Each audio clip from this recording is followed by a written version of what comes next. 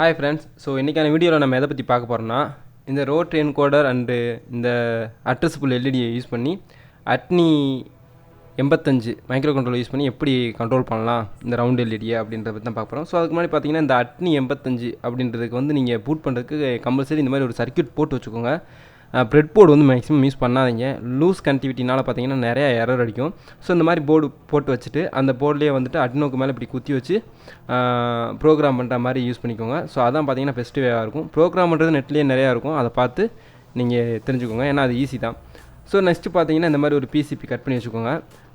அதுக்கு மேலே இந்த அட்ரஸபிள் எல்இடி, அதாவது WS2812B அந்த மாடல். ஸோ அது மேலே வர மாதிரி வச்சு சால்ட்ரு பண்ணிக்கோங்க.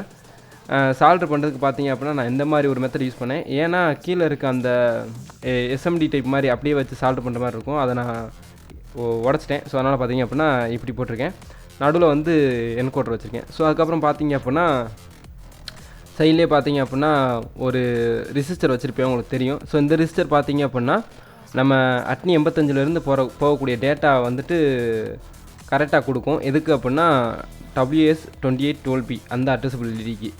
ஸோ அதுக்காக அந்த ரெசிஸ்டர். அதுக்கப்புறம் பார்த்தீங்கன்னா ஒரு கெப்பாசிட்டர் வந்து ஃபில்டருக்காக யூஸ் பண்ணியிருக்கேன். பட் அப்படி இருந்தாலும் பார்த்தீங்க அப்படின்னா ரோட் என்கோடர்லேருந்து ரீட் பண்ணக்கூடிய டேட்டா பக்காக தான் இருக்குது. ஸோ டிபோன்ஸுக்கெலாம் பார்த்தீங்க அப்படின்னா 0.1 UF கெப்பாசிட்டர்லாம் போட்டேன்.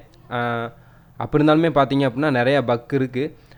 சில நேரம் திருக்கணும்னா வேகமாக வந்து என்னாகும், ஃபெச்சாக எடுத்துரும் டேட்டாவை. ஸோ ஒரு சில நேரம் வந்து பார்த்திங்கன்னா மாறி மாறி டேட்டா கிடைக்கும். ஸோ அதுக்கு பார்த்தீங்க அப்படின்னா நான் நிறையா பார்த்தேன் ஆன்லைனில். அதில் பார்த்தீங்க அப்படின்னா இந்த மாதிரி ஒரு 5 10K அதில் வந்து 1 சுவிட்சுக்கு. ஸோ நமக்கு வந்து பார்த்தீங்க அப்படின்னா கிளாக் டேட்டாவை ரீட் பண்ண ஒரு 4 10K தேவைப்படும்.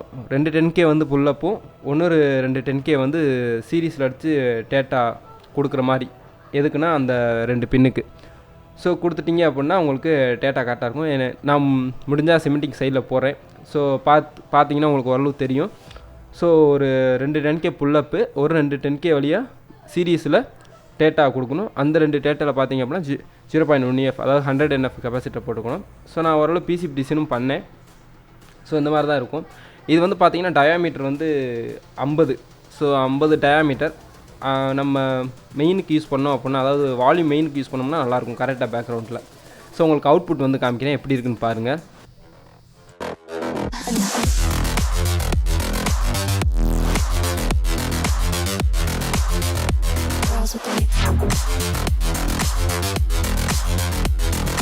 Nails done. I like the girls with their nails done.